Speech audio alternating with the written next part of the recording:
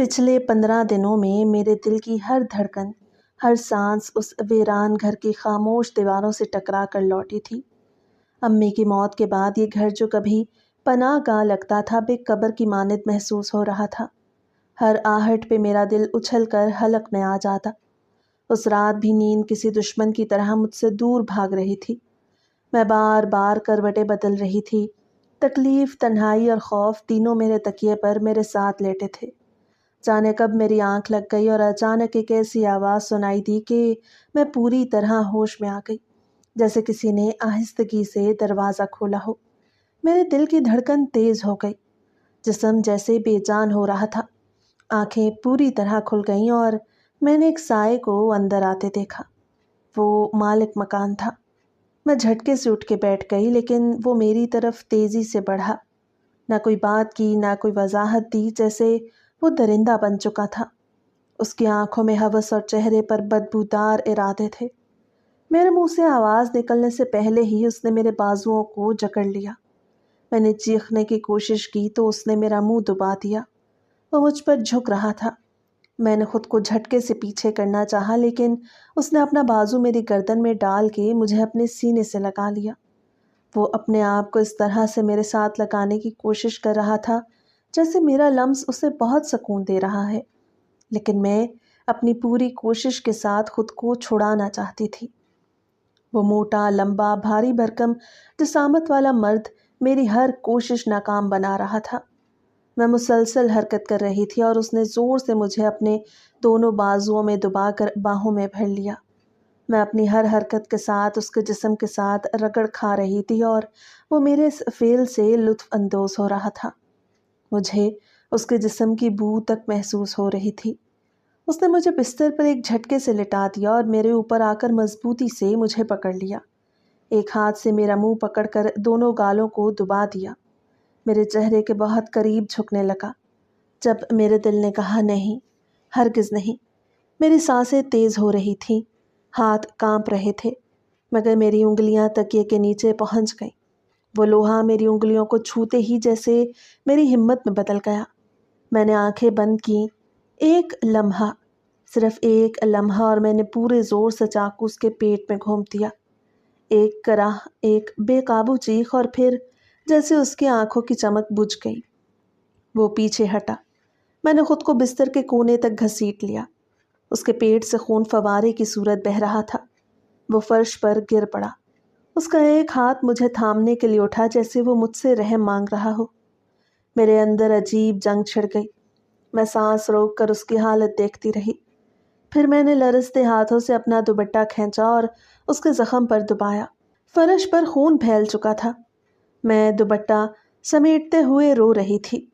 میرے آنسو میرے گالوں سے گر رہے تھے اور میرے دل کی دھڑکن ابھی تک وحشت کی زد میں تھی۔ وہ درد سے تڑپ رہا تھا۔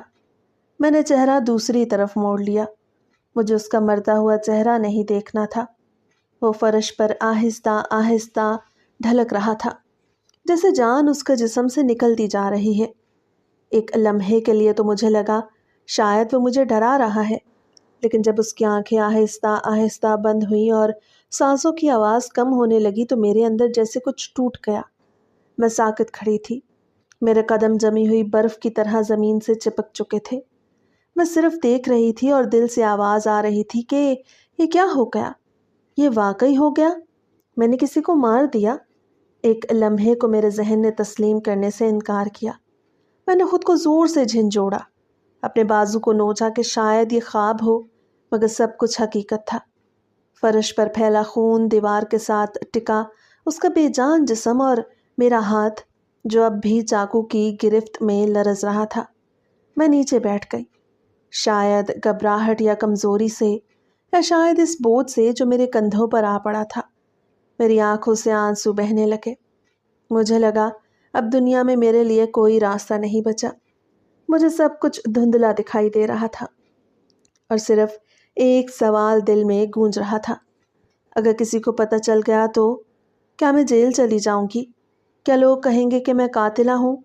کیا کوئی میرا یقین کرے گا کہ وہ میرا ریپ کرنے آیا تھا اور میں نے اپنے بچاؤ میں ایسا کیا؟ لیکن جو بھی ہو گیا، پر مجھے جیل نہیں جانا تھا۔ مجھے اس گناہ کو چھپانا تھا۔ چاہے اس کے لیے مجھے اپنی جان کی بازی کیوں نہ لگانی پڑتی۔ میں نے گھڑی کی طرف دیکھا، رات کے 2 بج رہے تھے۔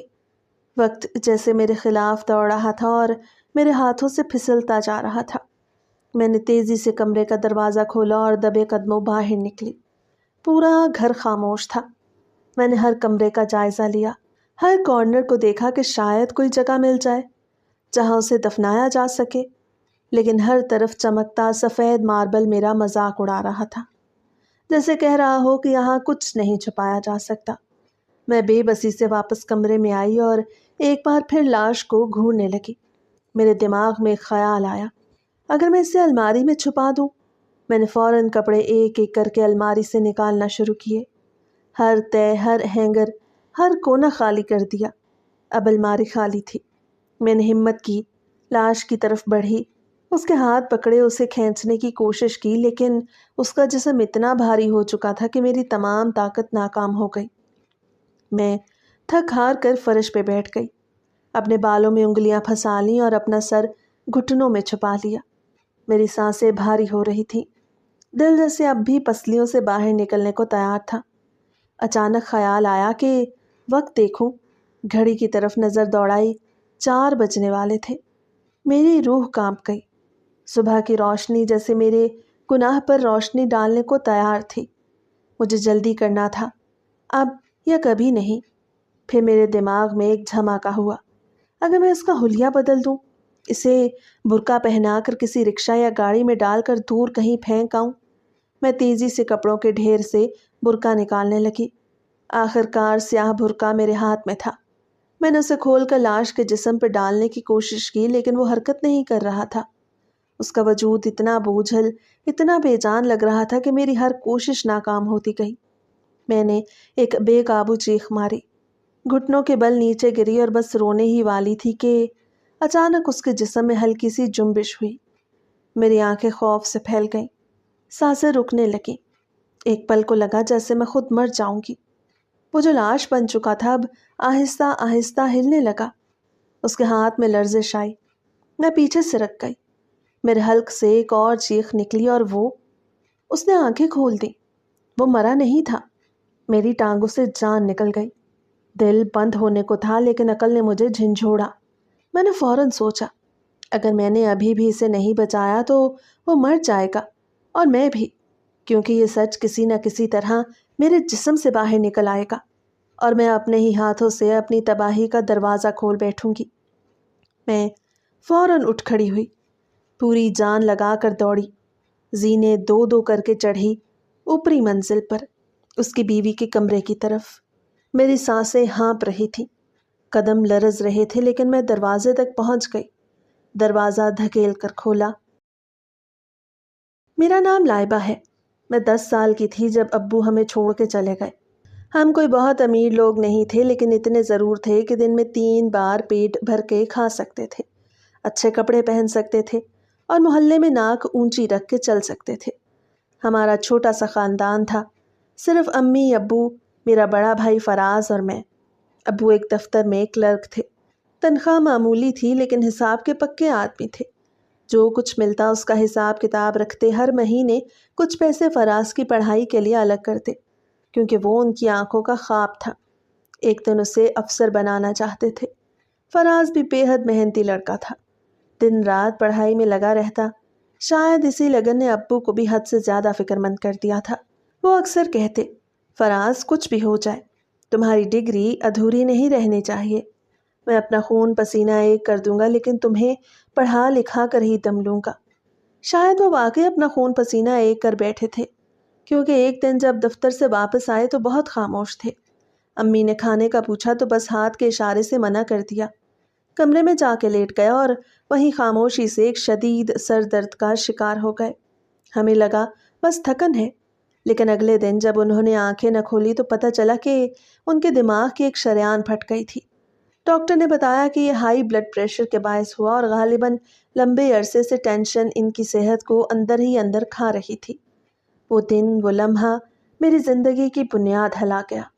ابو کے گزرنے کے بعد جیسے ہمارے گھر کی دیواریں بھی خاموش ہو گئیں۔ فراز نے سب سے پہلے اپنی کتابوں کو الماری میں بند کیا۔ امی نے لاکھ سمجھایا، بیٹا یہ تمہارے ابو کا خواب تھا، تمہیں اسے پورا کرنا ہے۔ لیکن وہ ہمیشہ ایک ہی بات کہتا، اماں مجھے نہیں چاہیے ایسی ڈگری جو میرے باپ کی جان لے گئی۔ امی نے قرآن کی قسمیں دیں، دلیلیں دیں کہ زندگی اور موت اللہ کے ہاتھ میں ہے، لیکن وہ کہتا، اماں ہمارے جیسے لوگوں کے لیے خواب نہیں ہوتے، وہ صرف بے وقوفی ہوتی ہے۔ اور آخرکار اس نے پڑھائی چھوڑ دی۔ ابو کی تھوڑی بہت پینشن اور فراز نے ایک موٹر مکینک کی دکان پہ کام شروع کیا۔ وہاں سے ملنے والے چند ہزار روپے کی تنخواہ سے گزارا ہونے لگا۔ زندگی دھیرے دھیرے اپنی چال پہ واپس آنے لگی۔ اگرچہ ہر سانس کے ساتھ ابو کی کمی چبھتی تھی، لیکن وقت کا پہیہ رکا نہیں۔ فراز 25 سال کا ہوا تو ایک روز رات کھانے کے بعد اماں کے سامنے بیٹھ گیا۔ کہنے لگا، اماں میں نے سوچا ہے شادی کر لوں۔ اماں نے کہا، بیٹا اچانک کس سے؟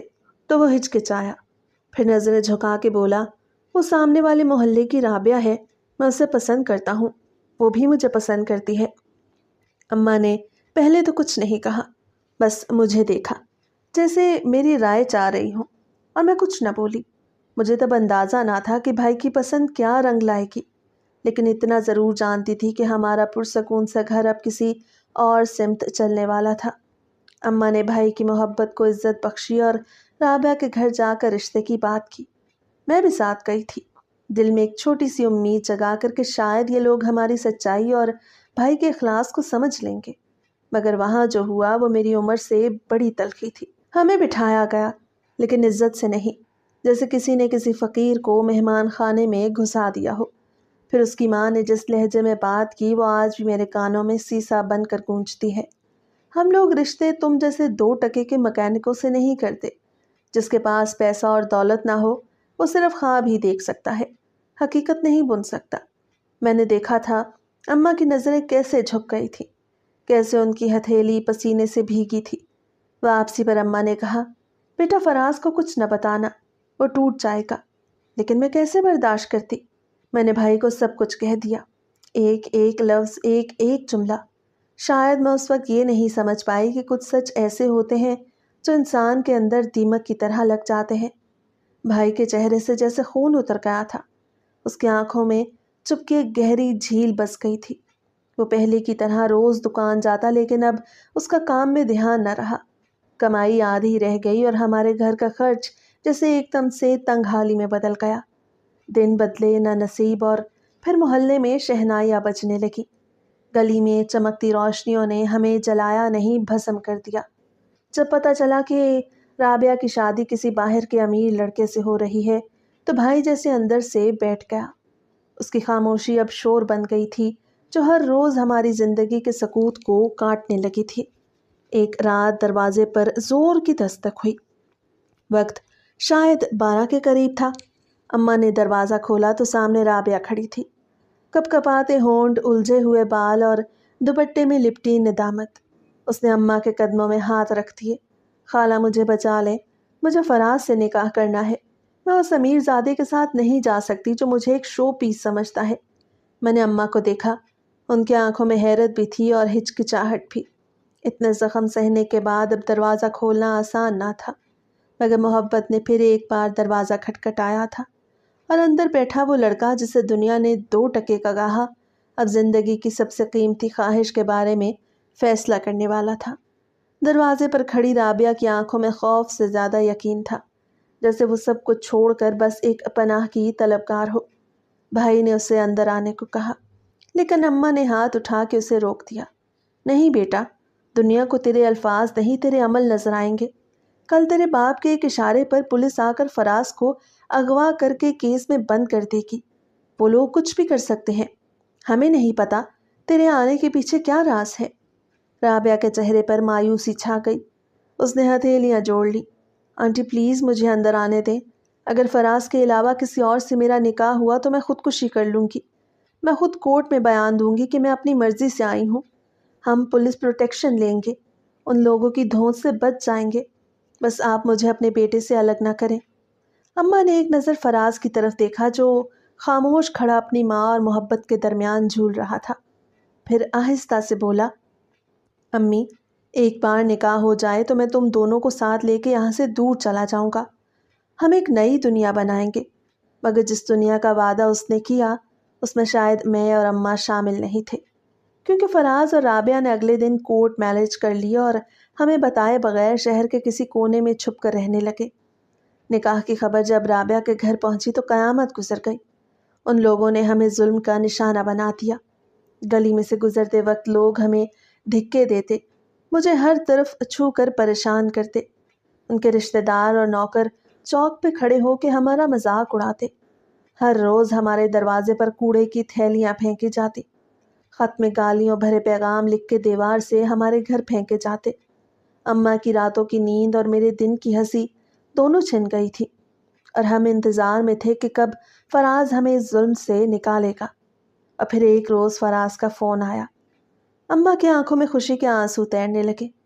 ان کا پہلا سوال تھا، بیٹا کہاں چلے گئے تھے یوں ہمیں چھوڑ کر؟ فراز نے کہا، امی میں سب سنبھال رہا ہوں، آپ گھر بیچ دیں اور پیسے میرے اکاؤنٹ میں بھیج دیں، میں یہاں ٹھکانہ بنا لوں، پھر آپ دونوں کو بلاؤں گا۔ اماں کا دل لرز گیا۔ گھر بیچنا آسان نہیں تھا، لیکن ہر دن کا عذاب اس درد سے بھاری تھا، لہٰذا انہوں نے وہی کیا جو ہر ماں اپنے بیٹے کے خوابوں کے لیے کرتی ہے۔ انہوں نے ہماری چھت بیچ دی اور باقی رہنے والی عزت کے ذرے سمیٹ کر آنکھوں میں امید کا دیپ جلا کر پیسے رکھ لیے کہ فراز کے پاس جا کے اس کو دے دوں گی۔ جب اگلی بار اماں نے فراز کو بتایا کہ گھر بیچ دیا تو اس نے صرف ایک بات کی، پیسے تم ساتھ کیوں لا رہی ہو؟ راستے میں لوٹ لیے گئے تو بھیج دو، اکاؤنٹ میں محفوظ رہیں گے۔ اماں کو اس کی بات میں ماں والا خیال دکھا۔ انہوں نے پیسے بھیج دیے، لیکن جو بھیجا وہ کبھی واپس نہ آیا۔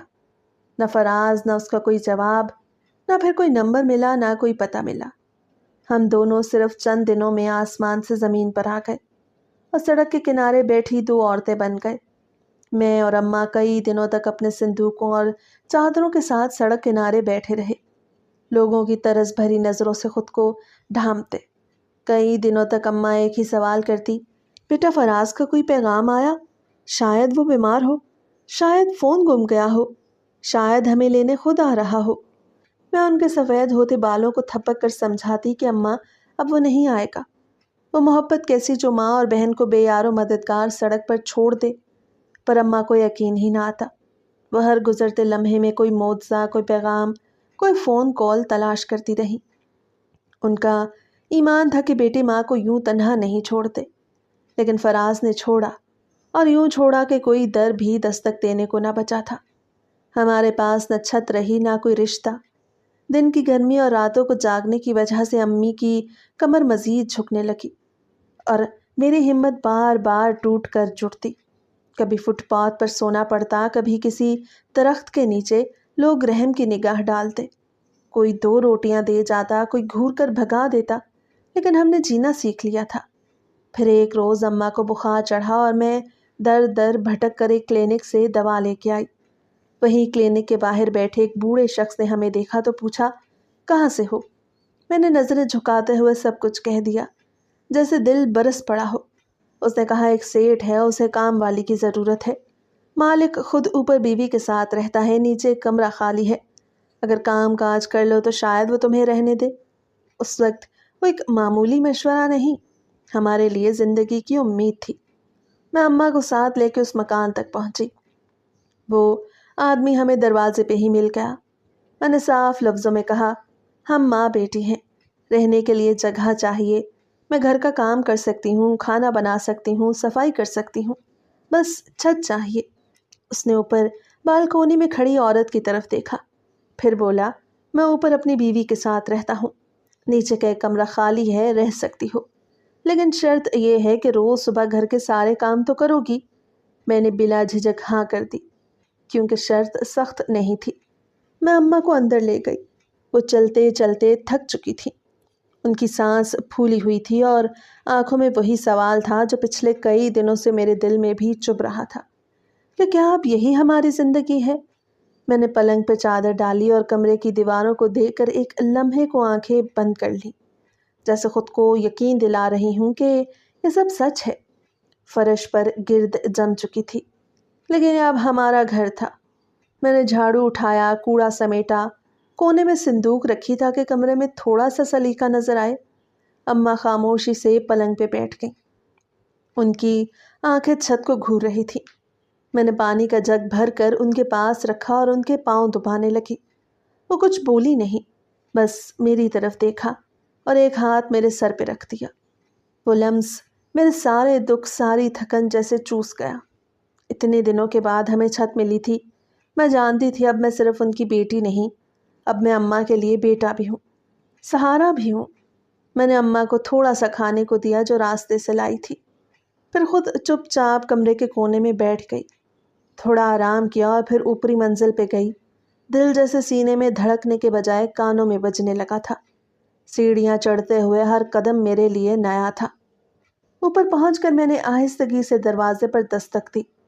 کچھ لمحے بعد دروازہ کھلا اور ایک تیز نگاہوں والی عورت سامنے آئی۔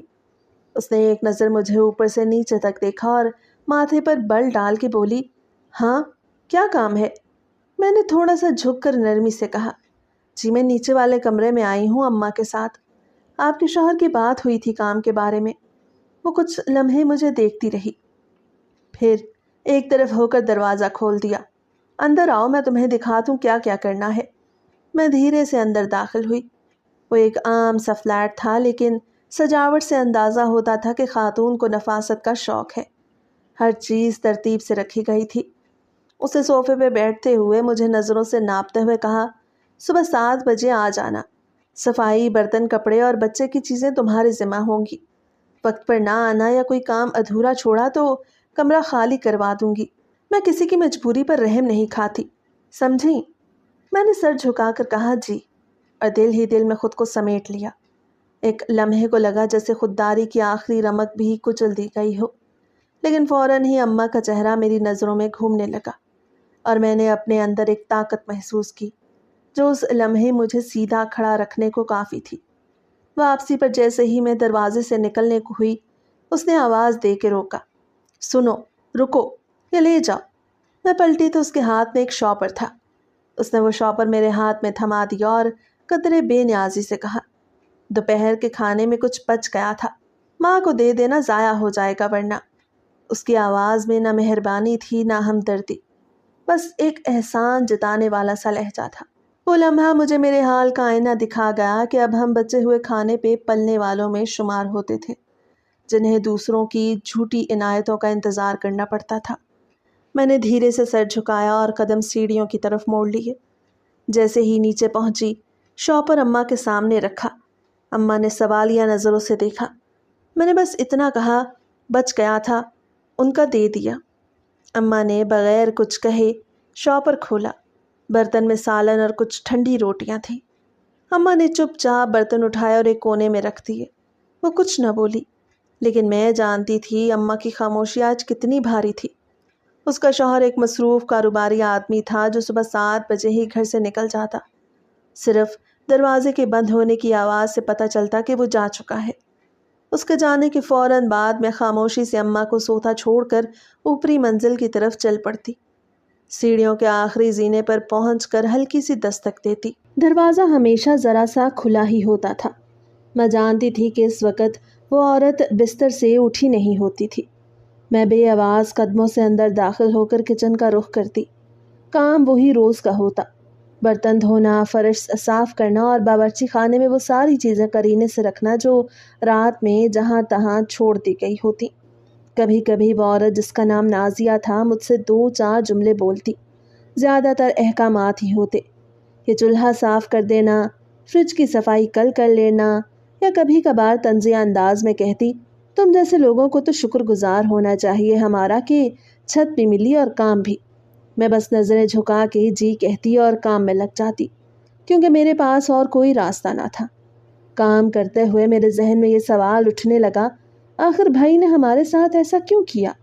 کیا ہماری بے بسی، ہماری مجبوری، ہماری آنکھوں کی نمی اس کی محبت سے زیادہ کمزور تھی؟ مجھے وہ دن یاد آ گیا جب اماں نے آخری بار بھائی کے نمبر پہ کال کی تھی اور مسلسل نمبر بند ہونے کے باوجود کہتی رہیں، فراز ہم تمہارے بغیر نہیں رہ سکتے بیٹا، کچھ بھی کر لو، ہمیں بس اپنے پاس بلا لو۔ اور دوسری طرف صرف خاموشی تھی۔ دل جیسے چیخا اور چیخ کر کہا، تم نے رابعہ کے لیے ہمیں بیچ دیا، تم نے اپنے حصے کی محبت، اپنے وعدے، اپنی غیرت، سب کچھ ایک لڑکی کی ہاں کے بدلے بیچ دیا۔ فراز، اگر تم ہمیں ساتھ لے جاتے تو شاید زندگی مشکل ہوتی، لیکن یہ ذلت نہ ہوتی، یہ اکیلا پن نہ ہوتا۔ میں اس دن حسب معمول صبح 7 بجے اوپر گئی۔ اس وقت اس کی بیوی شاید ابھی جاگی نہیں تھی۔ دروازہ خود مکان مالک نے کھولا۔ مجھے پہلی بار ایسا لگا جیسے وہ آنکھیں مجھے دیکھ نہیں، ناپ رہی ہوں۔ میں نے فوراً نظریں جھکا لیں اور سرسری سلام کیا۔ اس نے مسکرا کے جواب دیا۔ اسی لمحے میرے بدن میں ایک جھرجھری سی دوڑ گئی، مگر میں نے خود کو سنبھالا اور اندر داخل ہو گئی۔ کام شروع کیا تو دل بہت گھبرا رہا تھا۔ پہلے کبھی ایسا نہیں ہوا تھا، لیکن آج اس کی موجودگی مجھے بہت پریشان کر رہی تھی۔ جب میں کچن میں جھکی ہوئی جھاڑو لگا رہی تھی تب مجھے محسوس ہوا کہ وہ بے مقصد ادھر ادھر ٹہل رہا ہے، کبھی پانی پینے کا بہانہ کرتا اور کبھی کچھ اور، لیکن نگاہیں بس ایک ہی جگہ ٹک جاتی تھی، میرے سینے پر۔ میں نے چپ چاپ اپنا کام تیز کر دیا تاکہ جلدی فارغ ہو سکوں، لیکن دل میں ایک وحشت پھیلنے لگی۔ اب وہ بے ساختہ انداز میں بات بھی کرنے لگا۔ بہت محنتی ہو تم، اتنی صبح صبح سب کام کر لیتی ہو؟ میں نے ہاں میں سر ہلایا۔ دل چاہا بھاگ جاؤں، اماں کو بتا دوں، لیکن کیا بتاتی کہ جس چھت تلے ہم نے پناہ لی ہے وہی چھت ہمیں نوچنے کے لیے تیار ہے۔ میں چپ چاپ نیچے آ گئی۔ فراز کے بعد کسی پر بھروسہ نہیں رہا تھا، اس مرد پر بھی نہیں جس نے ہمیں ایک کمرہ دے کے بڑا احسان کیا تھا۔ اس دن کے بعد میں نے ہر قدم پھونک پھونک کر رکھنا شروع کیا اور دل میں اللہ سے صرف ایک ہی دعا مانگتی تھی، یا رب ہمیں عزت سے جینے کی جگہ دے دے۔ ایک دن اماں کی حالت بالکل خراب ہو گئی۔ وہ معمول سے زیادہ تھکی تھکی نظر آ رہی تھی۔ میں نے ان سے پوچھا کیا ہوا اماں، لیکن وہ صرف مسکرا کر بات ٹالنے کی کوشش کرتی رہیں۔ ان کی مسکراہٹ میں کچھ تھا جو مجھے بے چین کر رہا تھا، جیسے وہ اپنی تکلیف چھپانا چاہ رہی ہوں۔ پھر اچانک وہ بستر پر گر گئیں اور میرے آنکھوں کے سامنے اندھیرا چھانے لگا۔ مجھے سمجھ نہیں آ رہا تھا کہ کیا کروں۔ دل میں خوف اور بے بسی کا شدید احساس تھا۔ آخر مجبور ہو کر میں نے مکان مالک کو بلایا اور اس سے کہا کہ ان کی حالت تو بہت بگڑ گئی ہے، لیکن اس نے ایک لمحے کے لیے گہری نظر سے مجھے دیکھا، پھر بولا کیا تم چاہتی ہو انہیں ڈاکٹر کے پاس لے کر جاؤں؟ مجھے کچھ سمجھ نہیں آ رہا تھا۔ میں نے بے بسی سے جواب دیا پلیز میری مدد کریں، آپ کے علاوہ ایسا کوئی نہیں ہے جنہیں میں مدد کے لیے بلا سکوں۔ اس نے کہا ٹھیک ہے چلو میرے ساتھ۔ ہم نے اماں کو اٹھایا اور مالک کے مکان کی گاڑی میں ڈال دیا، لیکن بار بار جب میری نظر سامنے شیشے میں جاتی تو اس کی نظریں بھی مجھ سے ٹکرا جاتی۔ اس کی آنکھوں میں ہوس صاف دکھائی دے رہی تھی، لیکن اماں کی طبیعت اس وقت میری سب سے بڑی مجبوری تھی۔ ڈاکٹر نے اماں کی حالت دیکھتے ہوئے کہا کہ انہیں آرام اور مناسب علاج کی ضرورت ہے، لیکن پیسے کی کمی ایک بہت بڑی رکاوٹ بن چکی تھی۔ ان سب مسائل کے بیچ میں میں خود کو بہت اکیلا اور بے بس محسوس کر رہی تھی۔ ان سب حالات کے باوجود میں نے خود کو سنبھالا اور خود کو اس مقصد کے لیے وقف کیا کہ اماں کی صحت کو ٹھیک کرنے کے لیے جو بھی ہو سکے وہ کروں، چاہے اس میں اپنی عزت کی قیمت ہی کیوں نہ چکانی پڑے۔ وہ دن میری زندگی کا سب سے لرزہ خیز دن تھا۔ میں ہمیشہ کی طرح صبح کام کے لیے اوپر گئی۔ اس کی بیوی کسی عزیز کے ہاں گئی ہوئی تھی اور مجھے کہہ کر گئی تھی کہ کام جلدی نپٹا لوں۔ جیسے ہی میں اندر داخل ہوئی گھر میں سناٹا چھایا ہوا تھا۔ میں کچن میں جھاڑو لگا رہی تھی کہ وہ اچانک میرے پیچھے آ کھڑا ہوا۔ اس کی سانسوں کی آواز میرے کانوں سے ٹکرائی تو دل میں عجیب سا خوف جاگ اٹھا۔ میں نے مڑ کر دیکھا تو وہ نظریں کچھ اور کہہ رہی تھی، جن میں درندگی اور ہوس کی جھلک صاف نظر آ رہی تھی۔ میں گھبرا گئی، پیچھے ہٹنے لگی، لیکن اس نے میری راہ روک لی۔ اس نے بڑی بے شرمی سے کہا تم اکیلی ہو، کمزور ہو، میں چاہوں تو۔ اتنا سننا تھا کہ میرا دم گھٹنے لگا۔ اس پل مجھے لگا کہ جیسے میری دنیا ختم ہو جائے گی، جیسے ہر سہارے نے میرا ساتھ چھوڑ دیا ہو۔ میں نے دل ہی دل میں اللہ کو پکارا۔ میرے آنکھوں میں آنسو بھر آئے، زبان لڑکھڑا گئی۔ ایک لمحے کے لیے اس نے میرا بازو پکڑنا چاہا، مگر نہ جانے کہاں سے اتنی ہمت آئی کہ میں نے زور سے اسے دھکا دیا۔ وہ لڑکھڑا کر پیچھے ہوا اور اسی لمحے دروازے کی بیل بجی۔ وہ چونک گیا اور میں فوراً باہر کی طرف بھاگی۔ اللہ پاک نے واقعی مجھے بچا لیا تھا۔ نیچے آ کے میں اماں کو گلے لگا کے بہت روئی۔ میرا جسم کانپ رہا تھا، میری روح تک جیسے زخمی ہو چکی تھی۔ میں نے اماں سے کچھ نہ کہا، بس ان کا ہاتھ پکڑ کر سوچنے لگی کہ اب یہاں ایک لمحہ بھی گزارنا ممکن نہیں۔ عزت بچ گئی تھی مگر سکون، تحفظ اور بھروسہ سب چھن چکا تھا۔ اب یہ اس کی روز روز کی عادت بن چکی تھی۔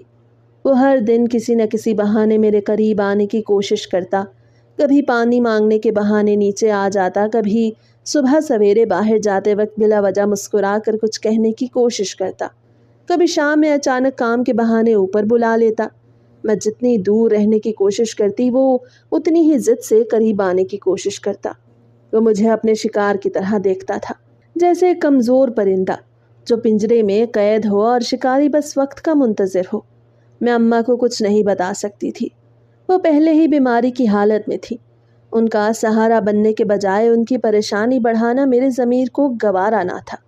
راتوں کو میں جاگتی رہتی، دل میں ایک انجانا خوف بس چکا تھا۔ میں ہر آہٹ سے چونکنے لگی تھی، ہر دروازے کی کنڈی 2 بار چیک کرتی۔ ہر دن گزرتا تو جیسے ایک جنگ جیتتی۔ میں نے اب کوشش شروع کر دی تھی کہ کسی بھی طرح اس مکان سے نکلنے کا راستہ ملے۔ میں کام کی جگہوں کے اشتہارات دیکھنے لگی، عورتوں کے لیے سیف ہاؤسز کی معلومات جمع کرنے لگی۔ کسی طرح کسی اور کمرے کا بندوبست ہو جائے جہاں کم از کم اتنا خوف نہ ہو، جہاں میں ماں کے ساتھ سکون سے سانس تو لے سکوں۔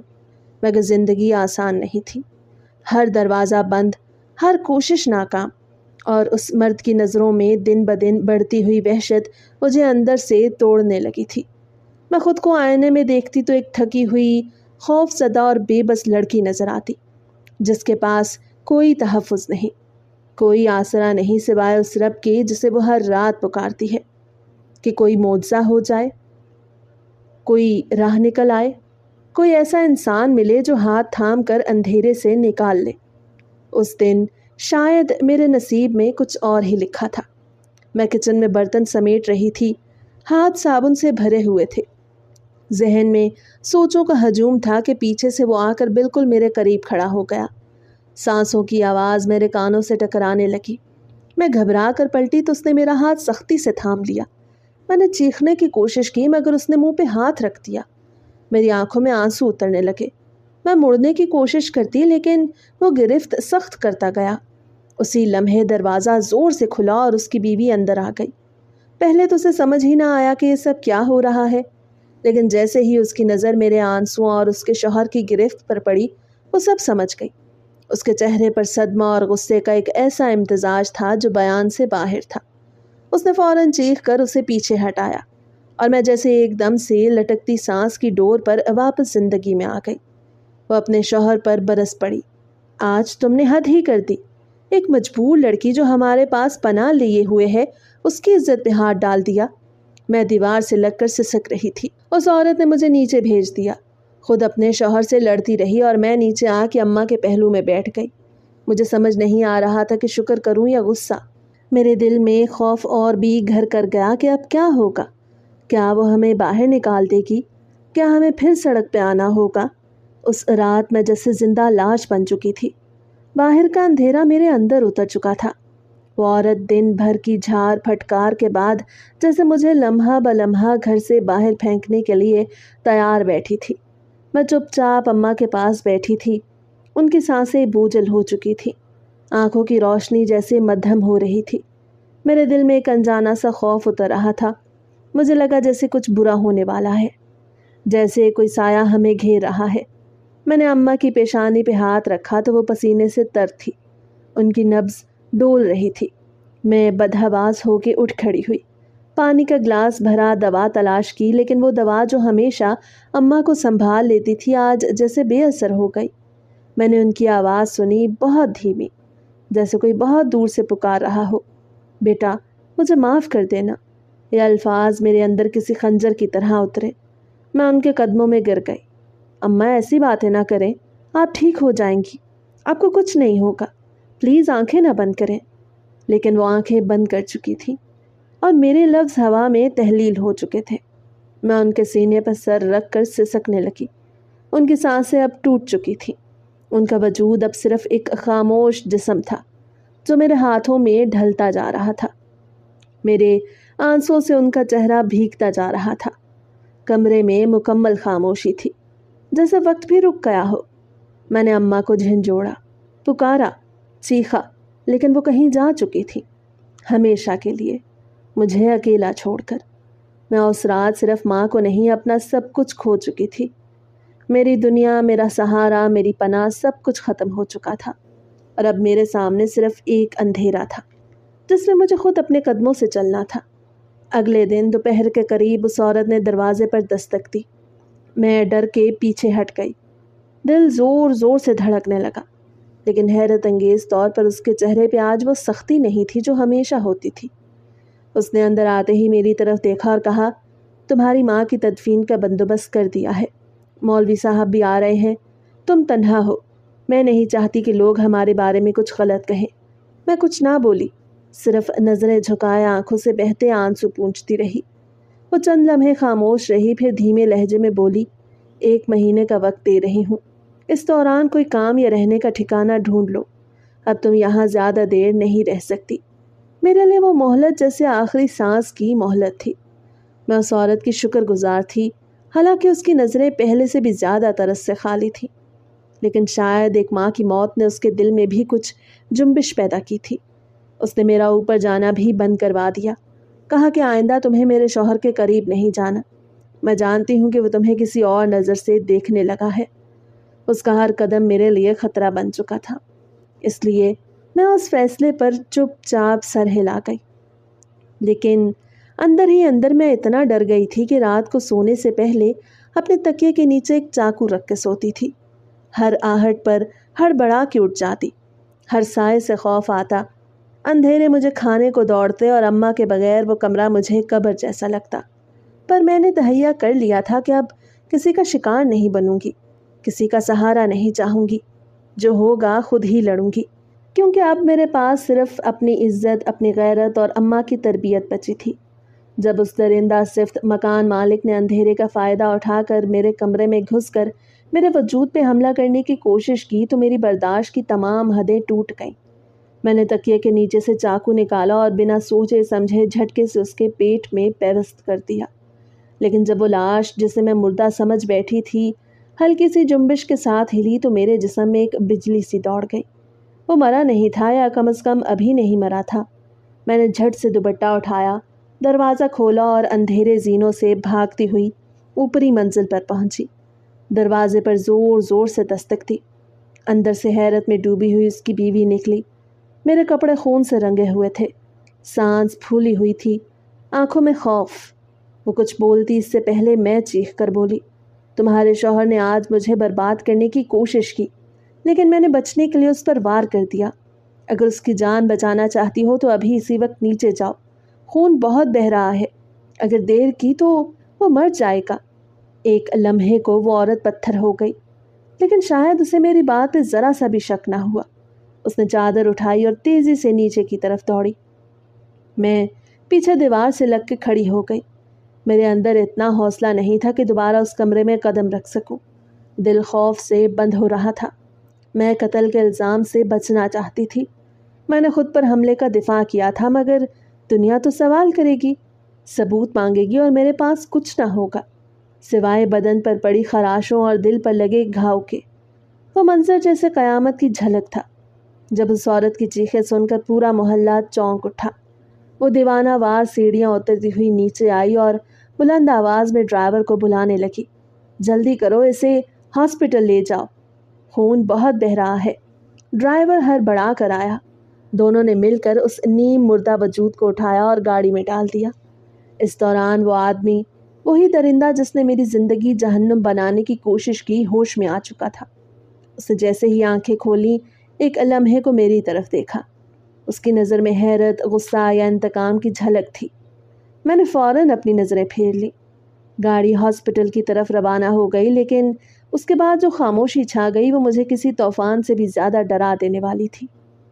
मैं जानती थी अब ये औरत या तो वापस आके मुझे कत्ल की कोशिश के इल्ज़ाम में पुलिस के हवाले करेगी, या फिर खुद अपने शौहर के बदले के लिए कुछ भी कर सकती है। मुझे अपनी ज़िंदगी बचानी थी, इसीलिए मैंने एक लम्हा ज़ाया किए बगैर चंद कपड़े, चाकू और कुछ ज़रूरी कागजात बैग में डाले। दरवाजे की दर्ज से बाहर देखा। कोई नहीं था और मैं तेज़ी से उस गली से निकल पड़ी। कदमों की रफ्तार मेरी सांसों से भी ज़्यादा तेज़ थी। मैं पीछे नहीं मुड़ना चाहती थी, ना ही सोचना चाहती थी कि वो आदमी जिंदा बचा या नहीं। मैं बस भाग रही थी, अपनी जान और अपनी इज्जत बचाकर। भागते भागते मैं रेलवे स्टेशन पहुंच गई। वहां मौजूद एक ट्रेन जिसे मेरे इंतज़ार में खड़ी थी। मैं भीड़ में घुस गई और बगैर कुछ जाने या समझे एक खाली सीट पर जा बैठी। न टिकट, न मंजिल, बस इतना पता था कि मुझे यहाँ से दूर जाना है, बहुत दूर, जहाँ ये सब यादें, ये जुल्म और ये अज़ियतें मेरा पीछा ना कर सके। मैंने महसूस किया कि मैं इस इल्ज़ाम से बच निकली हूँ, मगर अभी ज़िंदगी की जंग बाकी है और मुझे लड़ना है, तन्हा और शायद हमेशा के लिए।